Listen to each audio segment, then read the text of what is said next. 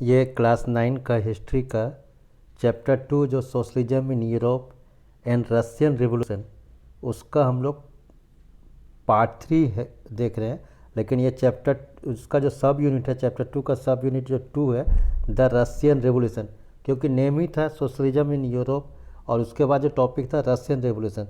तो Russian revolution generally जो ये 1917 में हुआ, लेकिन यहाँ पर जो हम लोग चर्चा करेंगे, यहाँ पर जो देखेंगे ये 1905 का एक घटना आएगा जिसको हम लोग ब्लडी संडे भी कहेंगे। तो इसको आगे आते हैं वहाँ बताते हैं।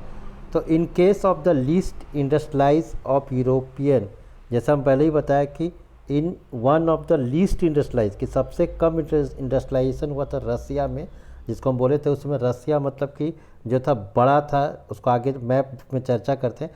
तो वहाँ दो ही सिटी था, हम बताए थे सेंट पीटर्सबर्ग, और जो सेंट पीटर्सबर्ग का जो नाम बदल कर पेट्रोग्राड कर दिया गया बाद में, फिर से वापस उसको सेंट पीटर्सबर्ग कर दिया। दूसरा था मॉस्को। तो इसीलिए लिखा है कि in one of the least मैंने कम इंडस्ट्रियलाइजेशन हुआ यूरोप में, European state, that situation was reverse कि यहाँ पर सबसे ज़्यादा socialist took over the government in Russia through the October revolution of 1917। कि यहाँ पर दो बात आएगा, एक आएगा अभी 1905 में भी बात आएगी वहाँ पर। तो वहाँ पर अक्टूबर ये जो मोनिफेस्टो आएगा, मैंने अक्टूबर मोनिफेस्टो मैंने अक्टूबर मैनिफेस्टो में होता है घोषणा पत्र।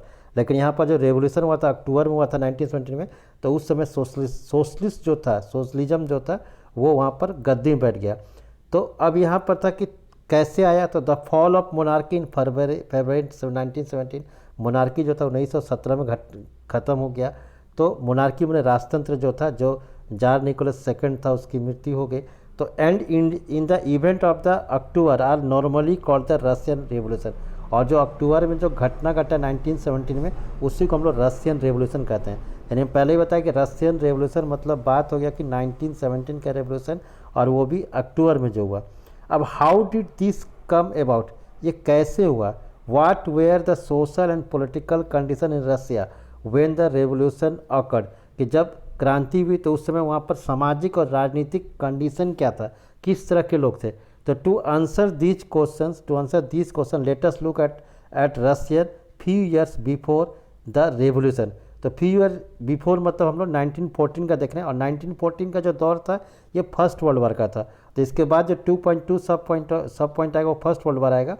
तो यहाँ पर 1914 में जैसे कि जार निकोलस सेकंड, पहले ही बताया तो वीडियो की शुरुआत में कि जिस तरह से इंडिया में राजा कहा जाता है, उसको बाकी जगह इंग्लिश में किंग कहा जाता है, तो उसको रशियन लैंग्वेज में उसको जार कहा जाता है, और क्वीन को जो रानी है उसको जरीना कहा जाता है। तो वहाँ पर जो जार निकोलस सेकंड थे वो रसिया में उस गद्दी में बैठा 1914 में।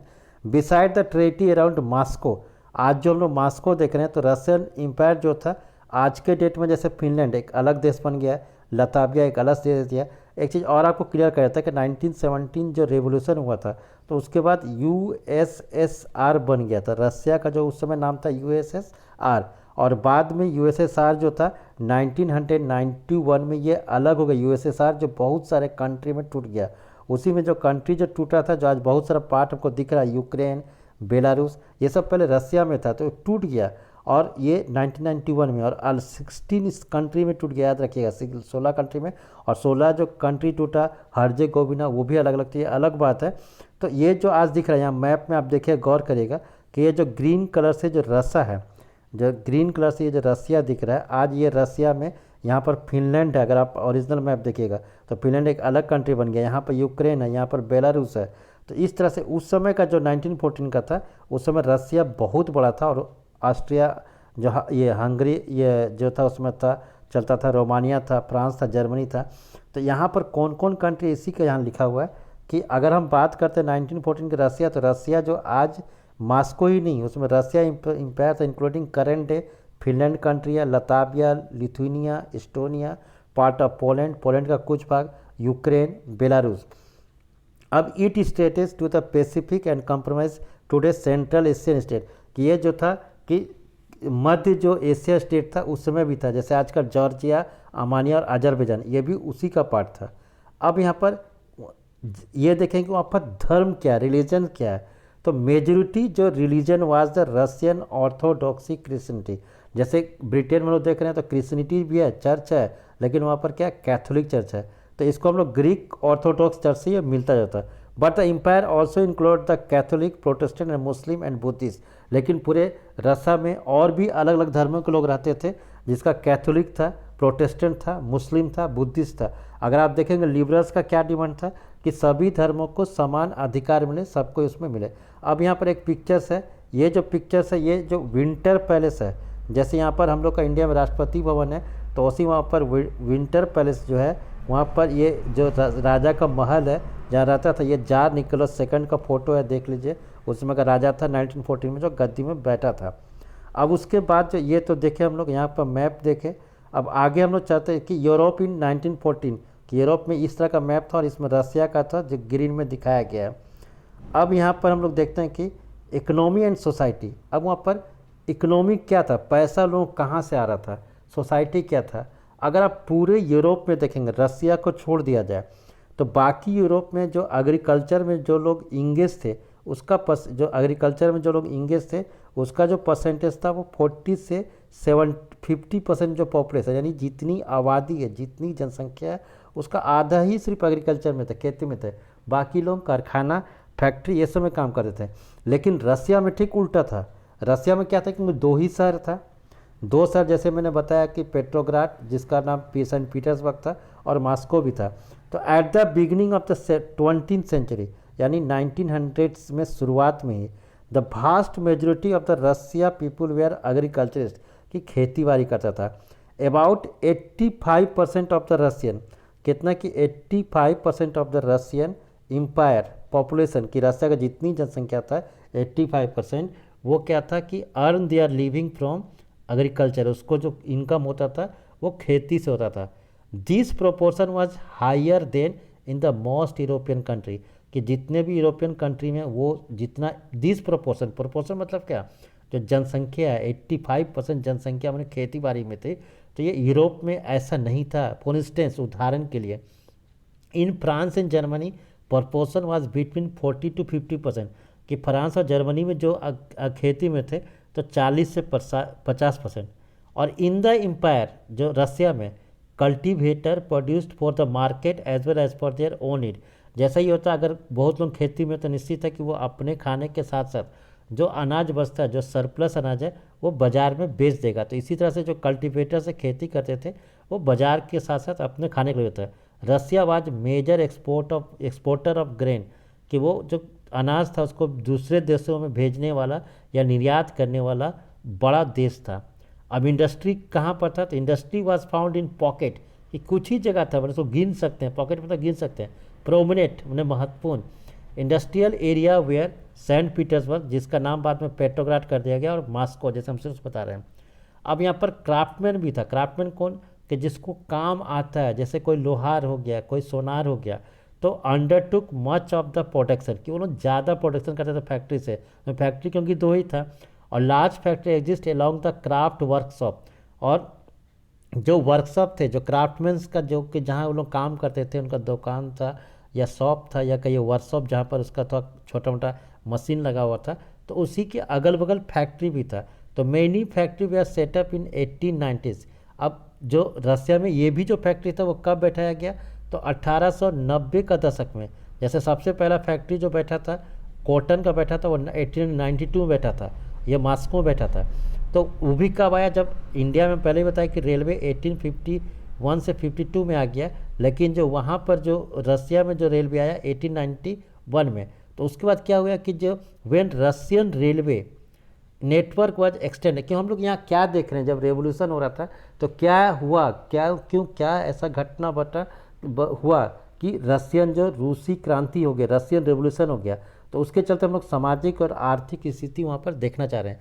तो सामाजिक देख रहे हैं कि लोग जो था ज़्यादातर खेती में व्यस्त थे, और जो फॉरेन बिजनेस था, जो पैसा भी लगा था इंडस्ट्री में, तभी बढ़ा। जैसे कोल प्रोडक्शन था, डबल हो गया जब 1907 में ज़्यादा विदेश से पैसा आने लगा, कारखाना लोग बैठने लगे, तो जो कोयला का प्रोडक्शन दुगना हो गया।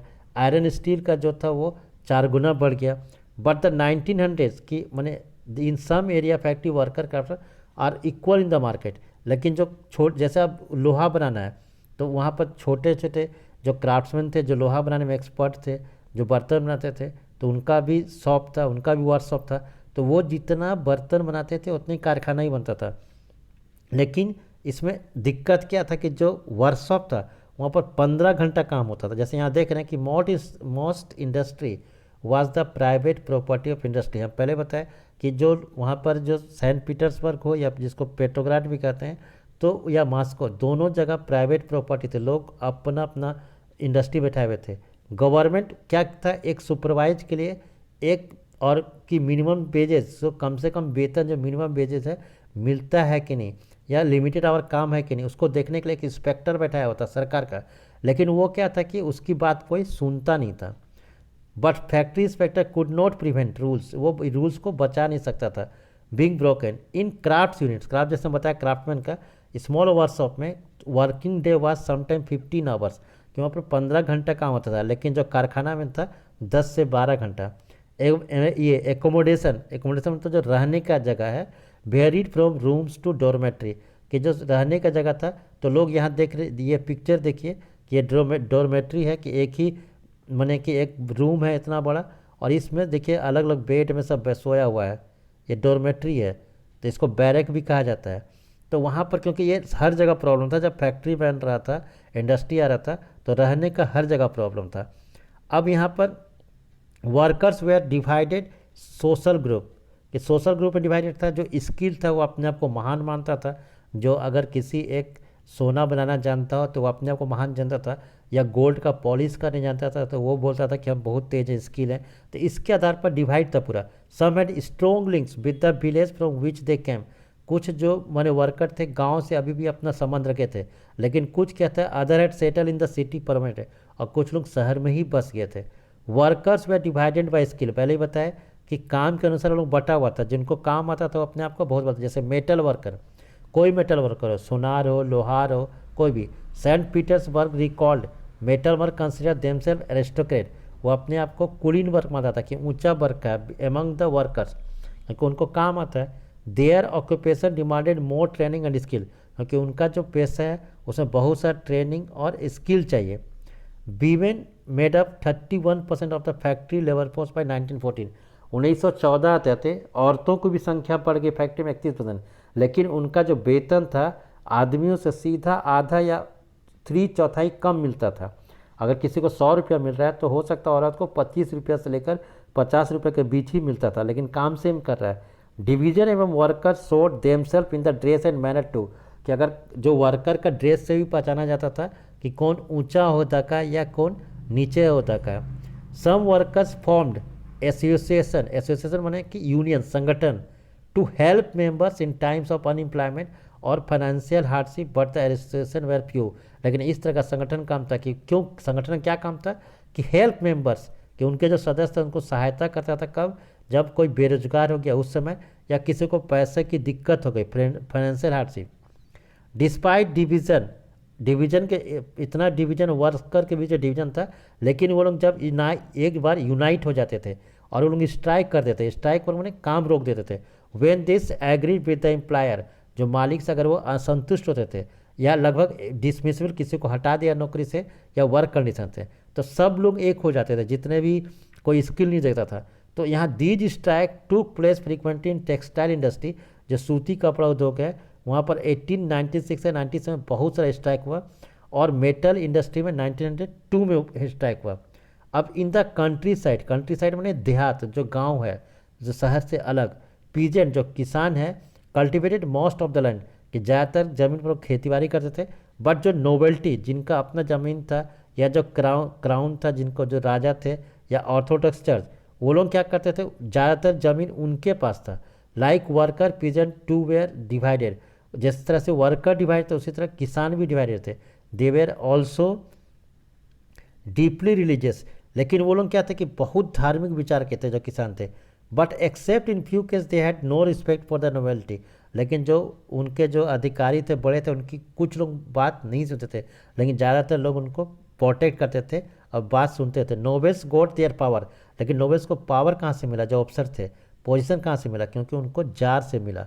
नॉट थ्रू लोकल पॉपुलरिटी, कि वो अपने लोकल माने प्रसिद्ध नहीं थे, वो जार के चलते उनको सबको इज्जत करता था।